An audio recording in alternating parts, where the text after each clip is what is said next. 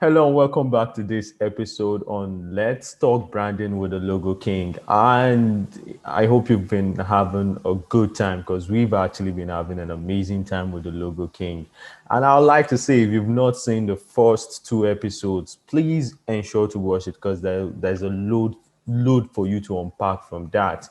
And we started from talking about branding and talking about the importance of branding to businesses, the roles and the roles people play in the important people, talking about business owners, staffs, designers, and social media, the roles they play. And in the last episode, we are talking about the need for repeating, being consistent. You have to you have to repeat yourself over and over again so that your audience, it's a way of growing your brand and staying sustainable. So today we are here again with the Logo King. Welcome again, sir. We're very happy to have you again with us today.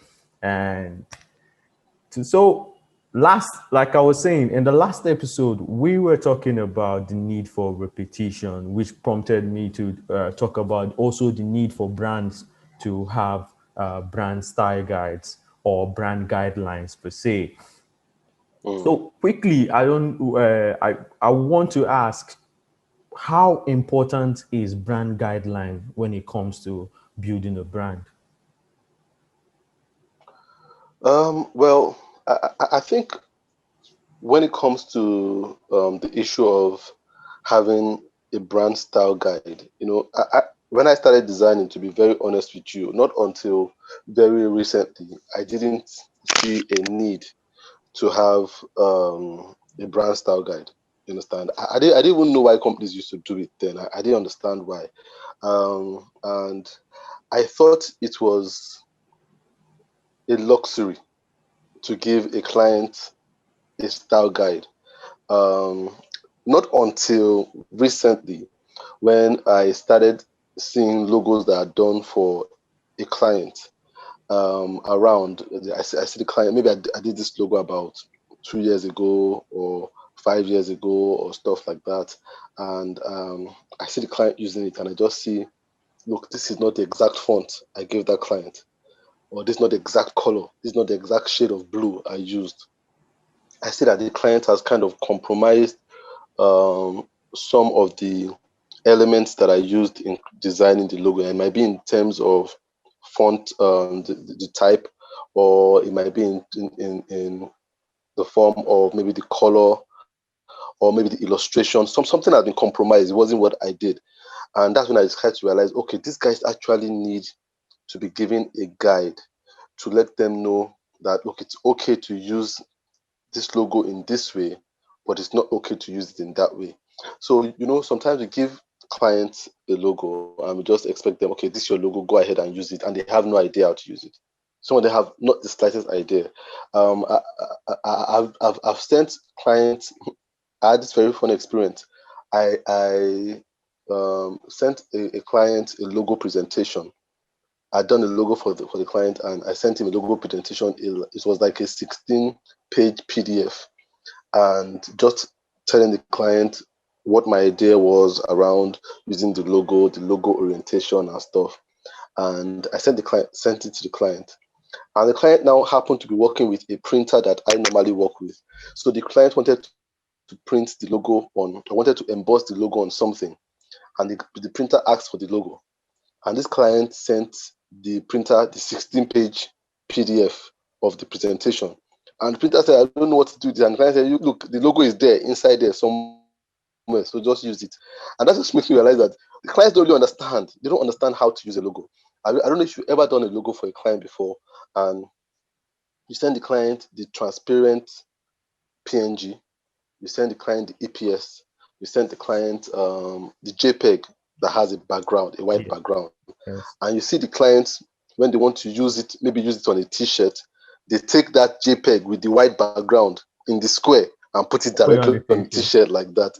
You understand? And not Because just on the they just t-shirt. don't Sorry, on not just on the everything. t-shirt, like even on social media when they put up On designs on social social, media, you yes, see that a lot. exactly. When they come with that white square or that square background, because to them that everything is a logo. So, and this is where the brand style guide kind of comes in. It's like you just teaching them how to use it, and it's imperative. It's not a luxury. Remember, you and I we were having this conversation earlier on, and you were asking about a brand style guide for a particular brand. And I told you I don't have one because then I used to charge clients especially for doing style guides. I say, do you want me to design a logo for you, or do you want a logo with a style guide? That is absolutely wrong. Immediately someone design a logo, they need a style guide. It's just like saying when you give birth to a baby, they don't ask whether you want the head attached to it. The head must come with the baby. You understand? Definitely. So so that style guide must come with your logo because it helps the client to use it. Now, it's a different issue now whether the client would read it. That's a different thing. You understand? But at least you've put it there so that when the client is saying, I'm having these issues, you can refer them back to the style guide. Although now clients are getting more exposed to the need for them to have a guide. So they know. Unlike 10 years ago when I was a client, just send me my logo. But now you have clients even saying, oh, would I have a guide, that document that will let me know how to use it? So clients are getting more aware. But a style guide is absolutely important because it helps the client to know how to use what you created because you are the creator of the logo. So you must tell them how to use it. So I couldn't agree more. And if there are two things I know that you've championed a lot as far as the creative industry and as far as business is concerned, is the use of brand guidelines or style guides, and also the use of rate card in Mhm. in our services. So I want to talk Yeah. about, because we've talked about the brand guidelines and we might actually come back to it later on, but let's touch on the rate card. Now, this issue of rate card, like I've heard you talk about it over and over again in Hmm. public forums, in private forums, and you, if there's one thing I've known you for over and over again, you've stressed the importance of designers, not just designers, you stress the importance of businesses, small Business business people. owners having rate cards. Can you Yeah. talk more for the benefit of someone probably hearing this for the first time? Can you tell us why what is this rate card all about? When you talk about rate card, what is it all about? Yeah, if there's something as you said, something I'm very passionate about is the issue of red card. I have two children now, and I'm thinking if I have a third one, I might call the child red card. You understand? So that I keep reminding myself of how important it is, and I saw the difference it made in my career. So and I want other designers to enjoy that difference, that positive difference that it made in my career. And I keep telling the story about how I didn't have a rate card till a friend of mine called me and told me that there was a client that wanted to see my rate card, and I told him I don't have a rate card, and he said he was going to send his to me, and he sent me his rate card, and I looked it, and I just quickly designed something similar to it, and I sent it to the client, and the client, that was the first time I got paid more than, as in 5 times more than what I usually charge for a logo. And it was all because of the way I presented what I deliver and the way I presented the cost of what I deliver. You see, the rate card is just the difference between, I use example a lot, between when you go to an open market and someone sets up a table and is selling shoes on the table, and you go to the person and said how much, and you ask the person how much is this shoe, and the person tells you this shoe is 500 naira or 5,000 naira. The first thing, especially in Nigeria and even outside Nigeria, you is to haggle. You say, can I pay 3,500? And the guy says, ah, no, no, no, you can't pay 3,500. Bring 4,000. And you say, no, 3,500 is the best I have. It's that haggling system. Unlike when you go to a boutique or you go to a structured shop where they have this shoe and the price label is on it, and you don't argue with the person, the salesperson or anybody, just say how much is it and it shows you the price. You see that you don't argue because you feel like if this price was decided before you got there, so this price is decided independent of you. So you feel like if this person did not size you up before they came up with their price. But when someone tells you the price, just with their mouth looking at you, you might just feel this guy is charging me or this lady is charging me because I'm wearing a nice shirt or because I'm speaking well or because I came with a nice car. That's how people feel when you like tell them it's with your mouth what you charge. But when you have a rate card, a document that was prepared before you even met them, they kind of feel, oh, this guy thought about this thing before I got here. He's not trying to rip me off. He's not trying to size me up.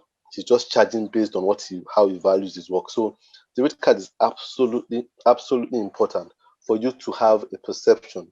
Remember the last time I talked about perception when it comes to branding. Yeah. For you to be perceived as an establishment, you must have a rate card. You understand? You must present your rates and your price in a way that looks structured and looks intentional. So that's what the rate card is. It just shows your services and how much you charge for it. And it shows another good thing about rate card is that it shows sometimes the client might come to you saying, "IK, I want you to design a logo for me." And a lot of times they say, "How much you design logo?" Someone that doesn't have a rate card just say, "I design logo for 100,000." You understand? That way, the client might pay 100,000, but then you've not given or you're not giving yourself the opportunity to scale up the project, because a lot of clients are blindsided to what they need in the long run. They're blindsided by what they need in the immediate. So a lot of times when a client tells me, "I want to design a logo," to be honest, that currently needs more than a logo. He needs a logo, he needs business card, he needs letterheads, he needs ID cards, but he's not thinking about that because just thinking about the logo.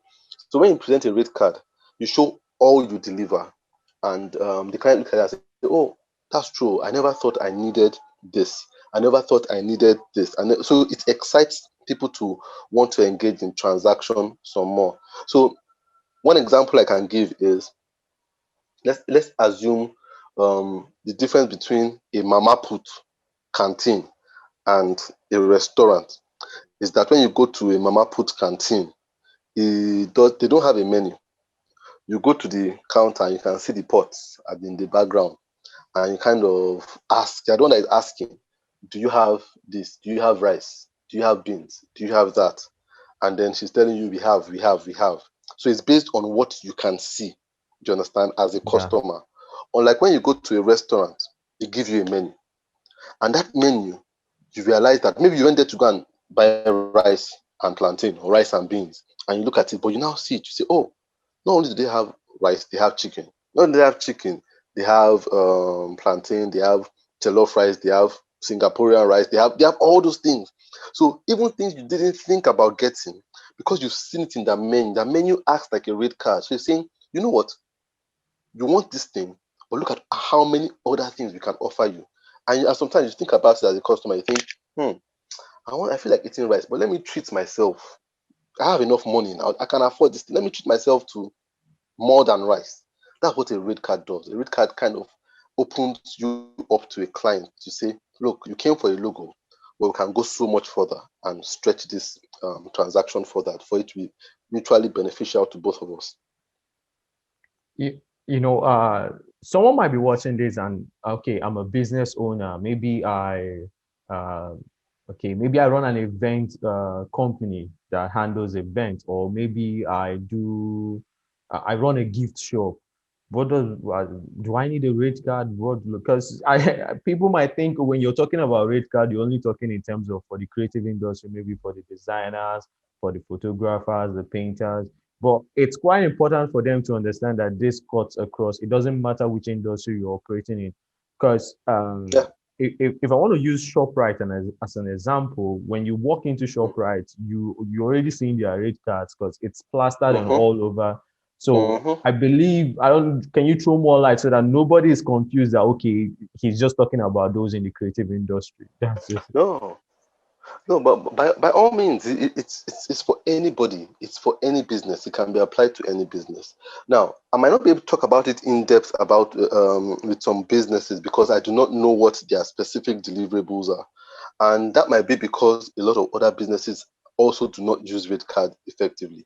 Now, when you look at a supermarket like Shoprite, yeah, the truth about that our supermarket system is that they are already a living rate card. You understand? When you Yeah, walk into a supermarket, it's a living rate card already. Because have you ever walked into a supermarket before and just said, "You know what? I'm just going to this supermarket to buy water." And by the time you come out, you're carrying two nylon bags in your hand. You understand what definitely. I'm saying? Yes. Because you are seeing everything. You are seeing, oh, there's water. And they're also selling Coke. And there's a sales on Coke. You understand? So let me buy this Coke. Then you go and you now see, man, these guys are selling biscuits. Or you just say, they're selling body spray. My body spray has almost finished. Let me buy it.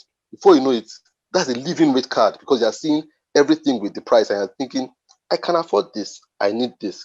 I can afford this, I need this. So that's a rate card. But now, for a business that they will not allow you to see the deliverables, just like I said with a restaurant will not allow you come to their kitchen to see what's in their fridge, on their freezer before you choose. They need to have a document that they can give to you. Just like someone that is baking cakes too. It won't allow you come to the kitchen to start seeing, do you have chocolate flavor? Do you have this? No. So he will put together. So if you're a cake, if you're a baker now, you kind of now think, how do you come up with a rate card? You say, you can leave it to the client to say, I want 2 cupcakes. Or you can come up with a rate card that say, oh, this is how much for a box of 6. This is how much for a box of 12. This is how much for one large cake that has 3 layers. This one that has 2 layers. This one that has butter icing. This one. So it just depends on you. Just excite the client about the possibilities. So anyone can have a rate card. As much as it's not just designers, it's any business. Especially if you have a business that doesn't allow people to come behind the counter to see what you are offering, then you must show them your rate card, what they can get. So unlike a supermarket that doesn't need, because what the supermarket does is come inside and see our living rate card. So they have everything you want and they have the price is plastered on it, as you said. So it's really for anyone. Anyone can have a rate card. The hairdresser can have a rate card. A barber can have a rate card.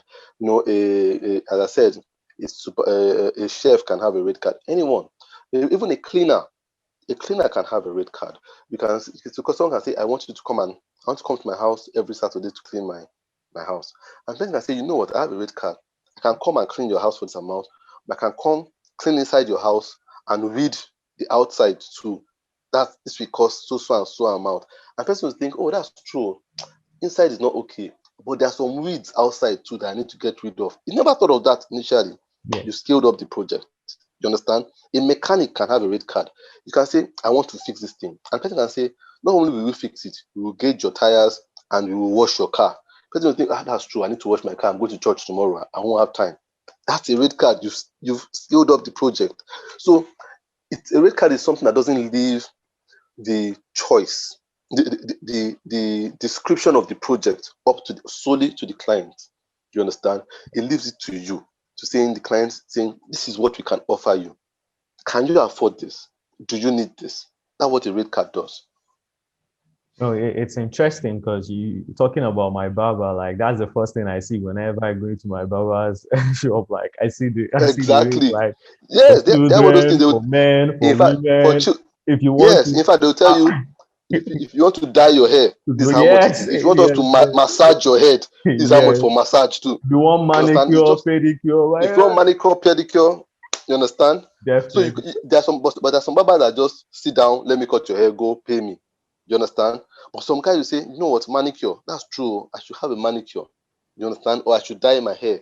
You understand? These are things that you can add to your services without the client saying, this is what I want. Because sometimes the client won't remember it and they'll go and pay that money to someone else that can do exactly what you can do. True. Because it's not like I can remember multiple incidents where I went to barb my hair and without looking at the rate card on the wall, I'm like, yeah, it's been a long time I treated my hair. Like, okay, but I came in with the intention just to barb my hair, Mm-hmm. and if I didn't see that to remind me that I can actually treat my hair after barbing the hair, I might just probably just barb my hair and then walk out Yeah. there. And then, just Yeah. like you said, find someone else to do that. But because of Yeah. they're reminding me, okay, I can actually have more of this. And apart from just the barbing, I'm like, okay, they get more of my money. Some men are getting facial scrub. The only thing I'm not seeing Definitely. anybody doing is brush their teeth and have their bath there. But they do every other thing, Yes, every other thing for you. You yes, understand? yes, yes, So yes, yes. it's just you scaling up. Yeah. Well, I think if you're a business owner watching this, like it's time for you to scale up because I know one of the important things, like because from the questions we've gotten, but I'm not sure we'll be reading out any question in this episode, so we'll be reading our next episode. We'll dedicate the next episode solely for just taking your questions. So if you want to scale up, you might consider having a rate card because it's quite important. Now, so I want to talk about brand identity. It's a very important. It's a very important element or tool when it comes to business or when it comes to branding. The colors, your tone, your everything that's so the logo and the rest of it. Now, there are two things I've come to believe that is quite important when it comes to design or when it comes to business branding. Now, Mm. the first thing is keep your design simple. And the second thing is keep your logo timeless. Now, a lot of startups and a lot of businesses in Nigeria make that mistake of maybe going with a logo that's going with the trend of the now, and then end up not with a timeless logo. And 2 years down the line, they have to change the logo. And then you see some designs on their social media, it's quite complicated. Like there's so many things going on. And sometimes they feel like, okay, that's the wow effect. That's what makes people enjoy being on my post because there's so many things. I don't know, like this keeping design simple and logo timeless. I don't know if you have anything to say about it, sir. Yeah, it's a it's a really it's a challenge I love designers face. That drawing the line between being too complicated and being simple. I think it's getting easier with time because clients are getting more exposed. And I think that's a good thing about social media. That's a good thing about cable TV. Way back then, when all we had was NTA and there was no Facebook, no social media, people did not understand that, look, it's important to have a simple logo. So they felt, oh, the logo has to tell the whole story. So it was now up to the graphic designer to use his skill to tell the whole story about a company in one tiny graphics, which we call a logo. And I tell people this: a logo is not meant to tell a story. A logo is at best a conversation starter.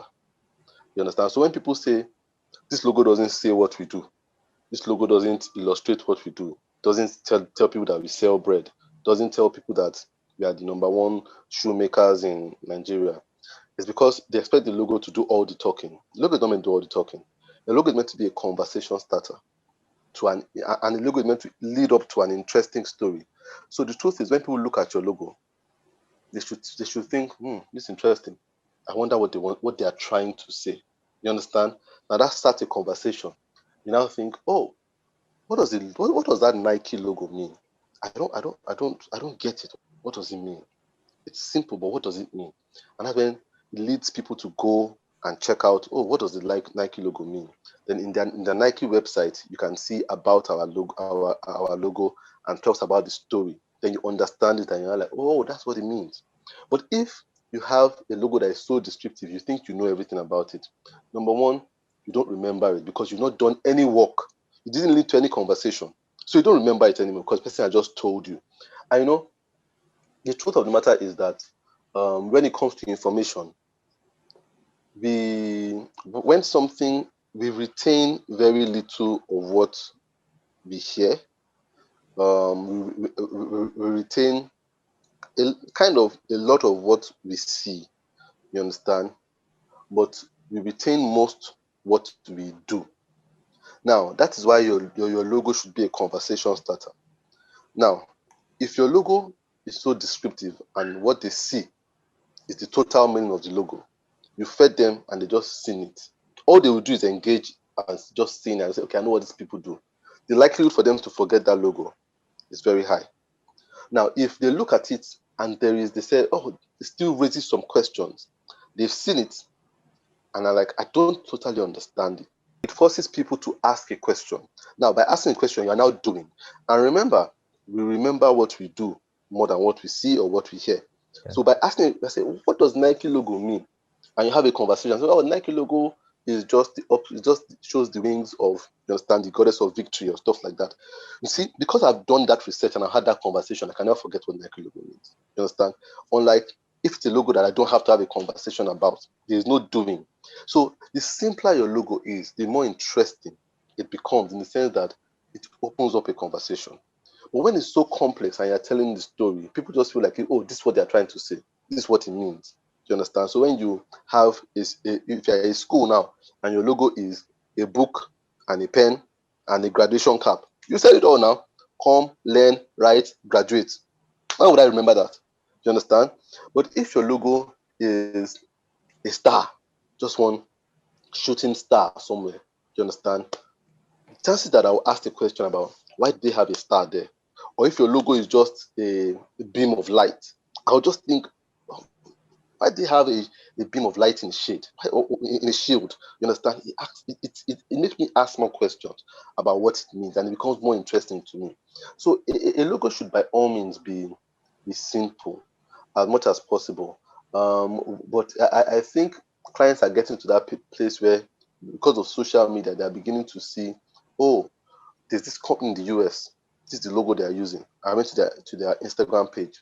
I guess this designer might know what he's doing by doing this logo so simple, because they can compare it to their peers outside. Maybe they might be outside Nigeria, within Nigeria, and can say, if this company is using such a simple logo, I think it's okay for me to use a simple logo too. But as I said, way back, there was hardly anyone to compare it with. You couldn't see any international companies easily. But now you watch TV, you see what people are using in the US, you watch a series, you see what people are using, and you're like, okay, so I guess it's okay to use a simple logo. So I think with time, this issue of logos getting simpler and timeless, that timeless thing, what makes the logos timeless is application. When you can apply a logo to various in various ways on various platforms, when a logo is flexible, it becomes timeless. You understand?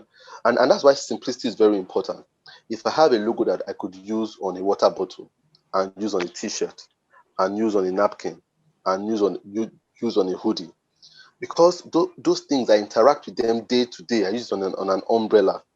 It becomes timeless because those items stay in my house, they stay in my wardrobe, they stay on my shelf. You understand? So I see it from, when the logo is too complicated, it becomes hard to adapt, because the printer is like thinking, how many colors do we use? How do we reproduce this thing? Will they see it if you scale it down to this? So it's not adaptable. Because it's not adaptable, it cannot be timeless. Because you have to compromise when you want to use it on a water bottle. Now you're like, because we can't put this illustration on the water bottle, it's too complicated. Let's just put the name. Then you now start to compromise. But when something that never gets compromised, like the logos that we know nowadays, like the usual suspect, Coca-Cola, Nike, Mercedes-Benz, those things are so easy to brand. I struggle, which is very unfortunate, because I was talking to my wife, and she said, look, you guys should stop talking Coca-Cola, Nike, all those things. You guys talk about, you brand people talk about it too much. Talk about some Nigerian brands. But it's hard, because a lot of them mess it up. You understand? So it's hard to talk about them in simplicity of look. But there are some. If you look at GT now, GT is a very simple logo. Yes. It's timeless. You understand? It's very easy to adapt. That color, they've owned it because it's so simple. It, when you see it, you know that's GT. If you even look at other banks, then it is simple. You understand? So I think we know how we can get it right. Glow is a simple logo. You understand?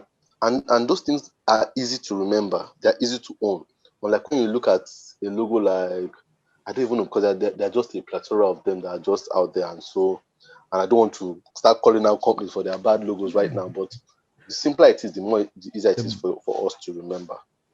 Yeah, and I can remember in one of my sections with my students on the brand identity design course here in Creative Ferry Academy, we're talking about this logo issue, and some of them would say like, my client owns a clothing line and or wants to start a clothing line or wants to go into fashion, and they want a dress on their logo. Or my client wants to own a delivery, like the usual suspect for me is logistics, because I can Delivery count logistics companies, yeah. logistics company. That's the usual suspect. Like Mm, everyone wants someone mm, on a bike, a moving bike, someone like it must be on emotion. Like is it a man on emotion yeah, with carrying the normal? So yeah. and I've seen that a lot. In fact, I did a video recently on that, like talking about the logistics. But when you look at in the global sphere, talk about the three most successful logistics brands that I know of. You're talking of FedEx, you're talking of UPS, you're talking of DHL.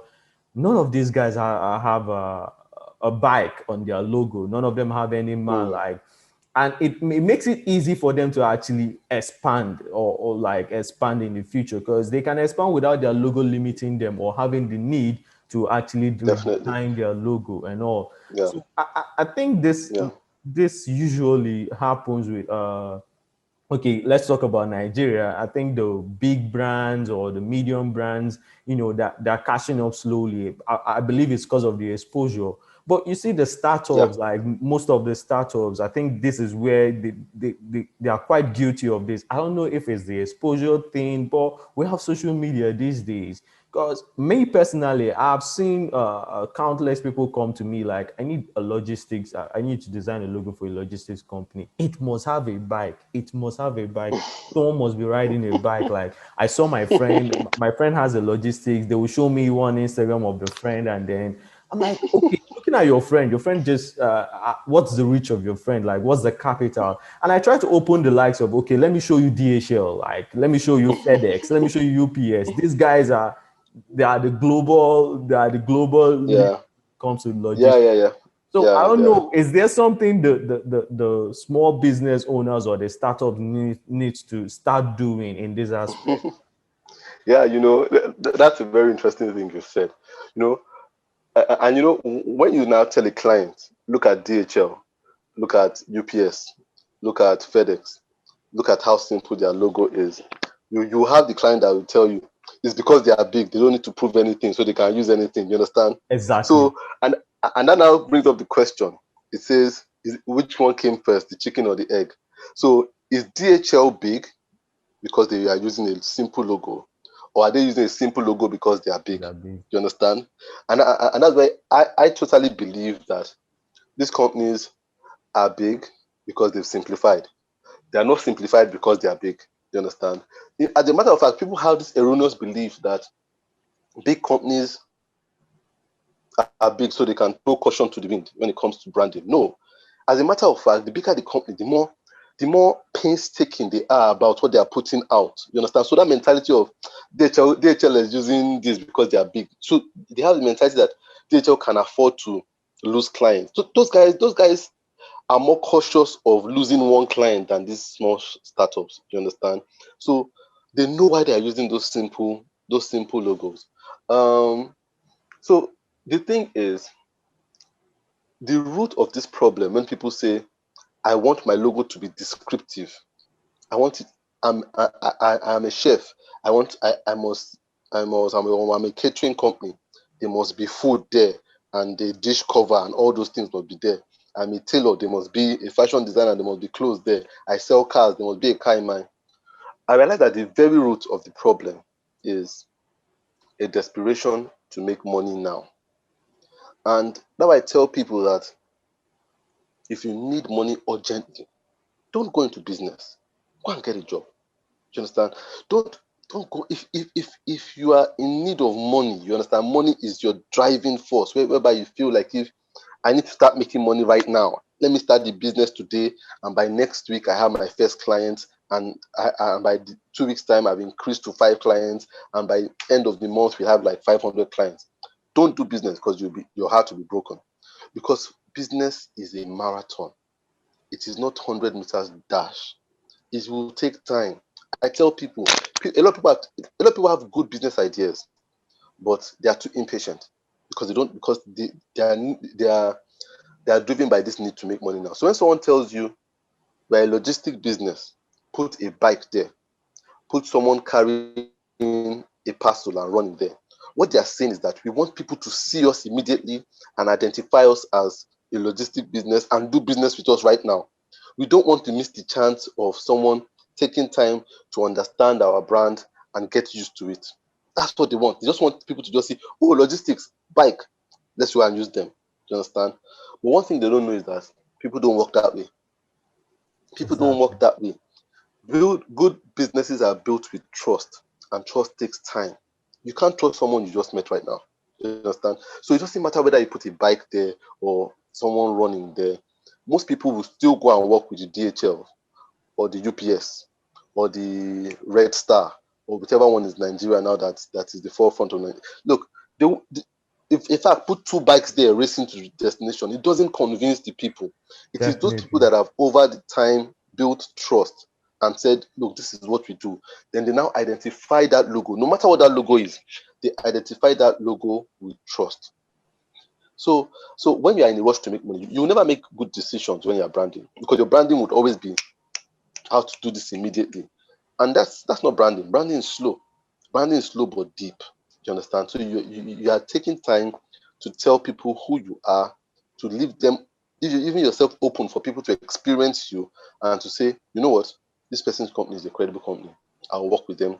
I will dedicate myself to buying from them or working with them. So the problem is not the designer. The problem is the client that feels like if they need to make money immediately. They don't want to leave any time or space for waiting it out and giving people time to experience their brand and say, you know what, I'm trusting these people. So relationships like that are never strong. When a woman meets a man that wants her to marry him tomorrow, just met him today, be careful. You understand? You can't marry that kind of person. That person is a dangerous person. If you meet someone that is willing to know you and go from friendship to building a relationship and is patient and is beginning to say, look, you know what, let's take our time, take some time to know his parents, know his friends, know that that's the kind of person you can trust and get married to eventually. That's the same thing with branding. Exactly, like I always say, people buy from who they know. It's just that True. simple. Now, lastly, sir, before we wrap up this episode, I just want to ask one question. As a business owner, when do I rebrand? When is there a need to rebrand? You know, we hear rebranding a lot. What's your take on that as a business? When do I rebrand? Is it when I'm failing or when I feel like I need to expand? When is the perfect time to rebrand as a business?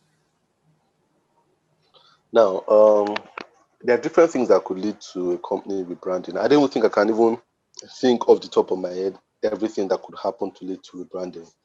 Um, the truth is, a lot of people rebrand these days to get attention. I don't like it, but that's the way the world works right now. So when a bank feels like if, oh, they are forgetting us, they are forgetting us, they are forgetting us, they are beginning to go to GT, people are going to GT, let's rebrand. Because when they rebrand, our attention will come. People like us, designers, will go on and see how bad their logo is, compare it, get us people talking, say, I can't believe they paid. Look, these things there, we are being pawns in the hands of these organizations that rebrand. In fact, they love us designers talking about this thing because they put it out there. We paid 200 million for Million, this logo, and I see the logo. The logo is bad. They know that it's going to strike up conversation. So you start talking definitely. about it in your design groups, design group. Everybody talks about it, and it now gets so big that everybody knows it. You've helped them some Market. publicity. Yes. You understand? So some people do it for publicity's sake. I don't like it. I think it's a very lazy way to brand. Very lazy, and it never lasts. When you do it for when you rebrand for publicity, in the end, people will get used to it again and begin to forget it. So rebranding must be deeper. I believe people can rebrand if they feel like, oh, um, our line of products, this our logo is restricting us to a particular audience, to a particular demographic. So we want to open up, and we feel like if we should open up our identity to look more accommodating. Rebrand by all means. We have companies that rebrand because they've had some form of scandal. You understand? Because companies go through these things. Something can happen. Someone can use a product, and a lot of people die. There are companies that could rebrand because they got it wrong in the beginning, and that's very okay. Especially with small startups where they kind of feel like if when I started this company, I didn't have enough money to hire a designer. So you know what? I did it myself with Microsoft Word. But now my company has grown. I can't be using a Microsoft Word logo. It doesn't look good. I can afford a good designer now. So let's rebrand. That is acceptable. That's a good reason to rebrand. So there are a lot of reasons why an organization could rebrand. As I still said, that publicity thing seems to be why a lot of people rebrand nowadays. I think it's a waste of money. I think it's not it doesn't have the desired effect over a long period of time. Do you understand? But rebranding is good.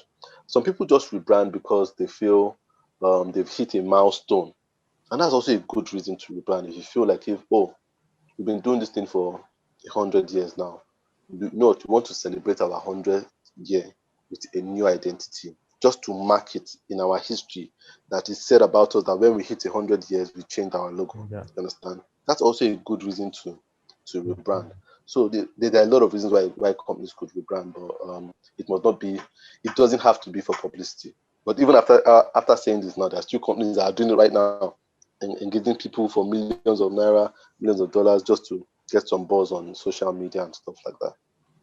Well, folks, you've heard that from the Logo King himself, and that's this is actually what we call a wrap on this episode. And like I said, we apologize for not reading out any question on this episode, because this episode we wanted to more of like hear from him. We wanted to hear from the Logo King. We wanted to educate our business owners, because some business owners actually sent us messages. Now, in the next episode is solely dedicated to you guys. So all the questions sent in, we're going to try and answer some, and we're going to just talk about that. So uh, stay glued onto this channel, and don't forget, you can follow. We'll be dropping the link to Mr. Tola's social media account, and also the link to his Pro Up Masterclass, his YouTube channel. It's an important channel if you're a designer, if you're a business owner, not just a designer. If you're interested in your business succeeding, I think you should check out that channel.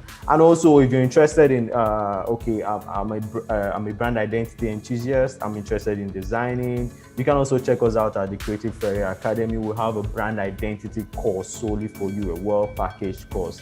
Now, thank you very much, sir, and we will see you guys in the next episode. And that's our last episode. Peace.